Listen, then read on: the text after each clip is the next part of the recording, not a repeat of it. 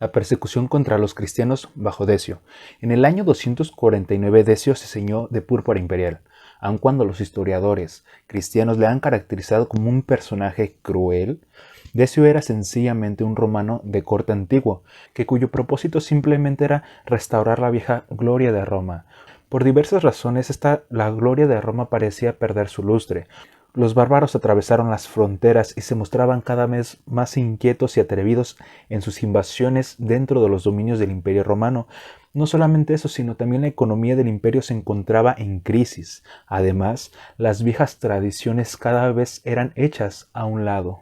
Y todo lo que estaba sucediendo se debía por diversas razones, pero una de ellas es que el pueblo había dejado de hacer culto a sus dioses, y esto lo sabía un romano tradicional. Así que viendo este panorama, una de las medidas que se impuso para intentar restaurar la vieja gloria de Roma era la restauración de los viejos cultos.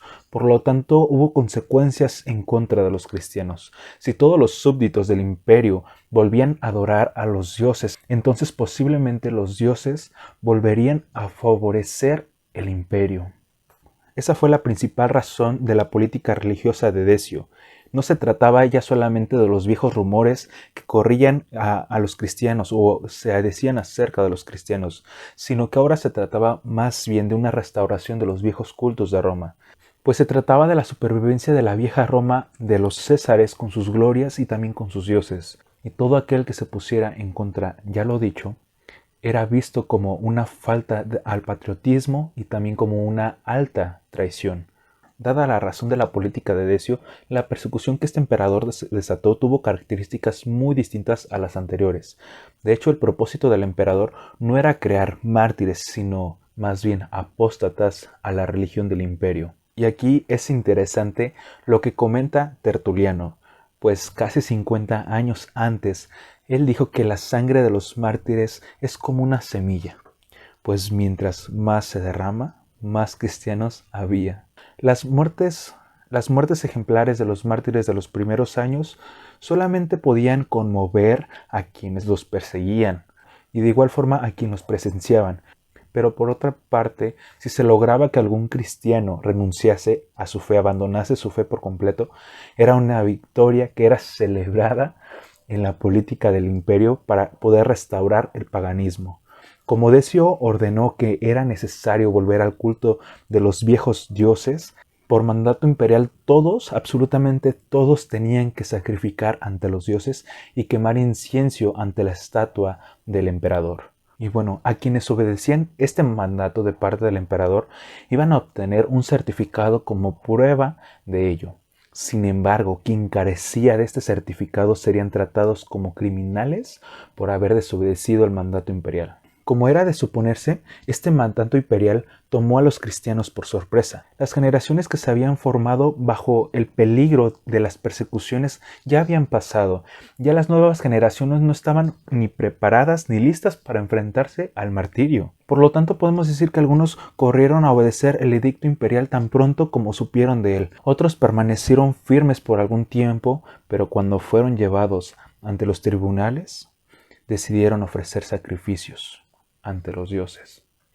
Otros fueron más astutos porque se valieron de artimañas y bueno, como tenían dinero, tenían oro, obtuvieron los certificados falsos para no poder sacrificar nada, pero pues así también pasar de apercibido. Otros, en fin, permanecieron firmes y se dispusieron a afrontar las torturas más crueles que sus verdugos les imponían. Puesto que el propósito de Decio simplemente era obligar a las gentes a sacrificar, fueron relativamente pocos los que murieron durante esta persecución. Y bueno, relativamente. Fue bajo tales circunstancias que Orígenes sufrió tales torturas y después la muerte. Y el caso de Orígenes se repitió centenares de veces en todo el imperio. Y es que ya no se trataba de una persecución esporádica y local, sino más bien sistemática y universal, como la muestra que los que han conservado el certificado, comprobando que habían sacrificado a los dioses y dado incienso al César, todo esto dio origen a una nueva dignidad en la iglesia, es decir, a los que podemos llamar confesores. Hasta entonces, quienes eran llevados ante los tribunales y permanecían firmes en su fe, claramente terminaban en martirio, pero también los que sacrificaban ante los dioses eran apóstatas. Pero ahora, con la nueva situación creada por el edicto de Decio, apareció también un grupo de aquellos que permanecían firmes en la fe, pero cuya firmeza no llevaba a la corona del martirio, curiosamente. A estas personas que habían confesado su fe también en medio de las torturas, y a pesar de que no habían recibido el martirio, claro, habían recibido tortura, pero no el martirio, se les dio el título de confesores. Y a pesar de su breve duración, la persecución de Decio fue una dura prueba para la iglesia. En una palabra, el problema de la iglesia que ahora enfrentaba era la cuestión de qué tenía que hacer con aquellas personas que habían caído. A estas personas se le llamaban los caídos. Es decir, los que habían apostatado de una forma o de otra a la fe, pero también que estos querían regresar a la iglesia. Es decir, el problema era qué hacer con ellos, porque muchos de ellos, ya mencioné, deseaban regresar a la iglesia, deseaban regresar al cristianismo y ser aceptados nuevamente por la iglesia. Sin embargo, el problema es que no todos habían caído de igual modo o de igual grado al negar su fe. Y de hecho, esto ya lo hemos mencionado. Y muchos de estos querían volver a unirse durante la persecución, sabiendo que probablemente les costaría su propia vida, su propia libertad. Algunos confesores pensaron que ellos tenían la autoridad para poder restaurar a los caídos a la comunión de la iglesia. Pero a estos confesores se les oponían los obispos, porque para ellos era necesario que existiera un proceso de restauración de los caídos también.